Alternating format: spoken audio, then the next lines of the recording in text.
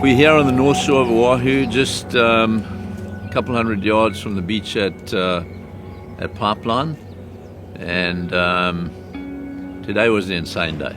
I know there was no contest surfing, but I had the opportunity to shape a replica of my 76 pipeliner on the beach at Pipeline, which pretty unique. I got to say that it probably the pinnacle of my surfboard building career to have done what I managed to do today.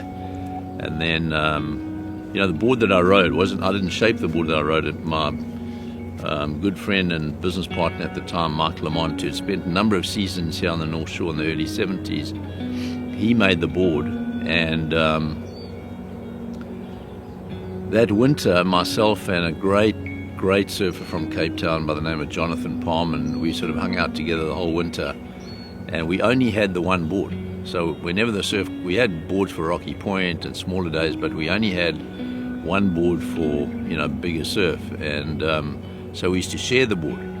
So Jonathan is a regular foot, I'm a goofy foot. All I wanted to do was surf pipe. All he wanted to do was surf sunset. So fortunately, when sunset's good, pipe's normally not, and vice versa. So you'd ride the board at sunset, I'd ride the board at pipe, and then when the contest came around, that one board made 3 finals with 2 surfers on it. So Jonathan got into the finals of the Smirnoff and the Duke contest that year, and I got into the finals of pipe. And I know that for Mike Lamont, it was also an amazing achievement for him to sort of have that board do as well as it did in that winter.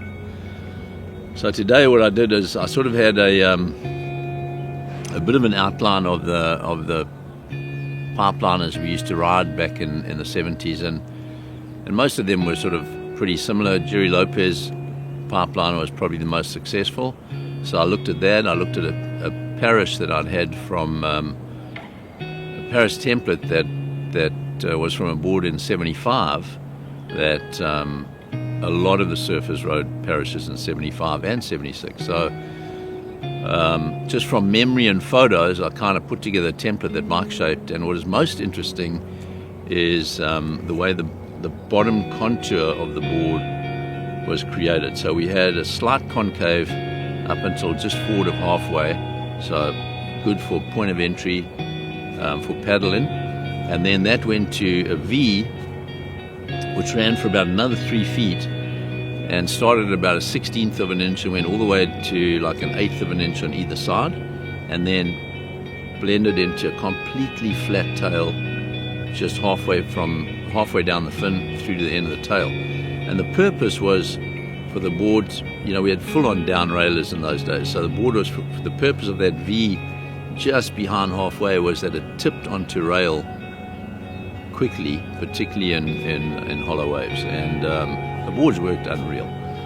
So it was just super interesting to be able to sort of recreate that pipeliner from the mid-70s, and as I say, to do it on the beach at Pipeline was just amazing. Yesterday I went to see Keone Downing.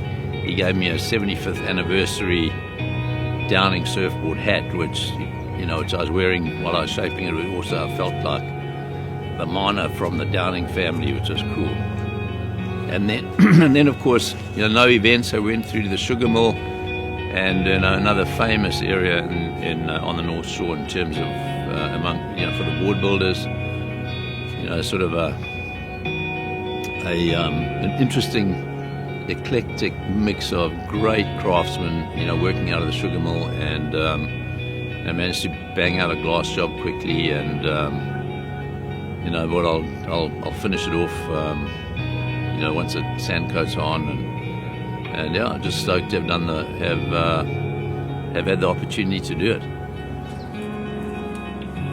In 75, the board Parrish made me, I was red bottom with a clear deck, pretty similar colours, and I won a contest at Sunset on that board. So I kind of thought, well, maybe, you know, lucky colour, let's keep it the same, and that's why I glassed it red with a clear deck. And when I think back to, you know, when, you know, I was younger, obviously, you know, coming over here for the winter, sort of managing to get in a couple of events, and just loving it, you know, because Hawaii is basically the pinnacle of surfing and surf performance. But we never really imagined that, you know, 50 years later, we'd still sort of be coming here and seeing same familiar faces, guys we were mates with back then from all over the world, and it's pretty interesting when you think about it. I think that it's really cool that the sort of the tribe, you know, the surf tribe is in my view still completely intact, and people stay in touch with each other, and we never imagined that. We thought, oh yeah, you're going to move off and do something else, and you know, often used to say to guys when we were working in California, you know, you walk into an outdoor restaurant, there's, you know, guys in their long slacks and loafers and sports jackets, and I used to often say to the guys who worked for me, lucky we're not those guys. Lucky we've been able to make a living, you know, doing, you know, pursuing a lifestyle and just the incredible pursuit that surfing is.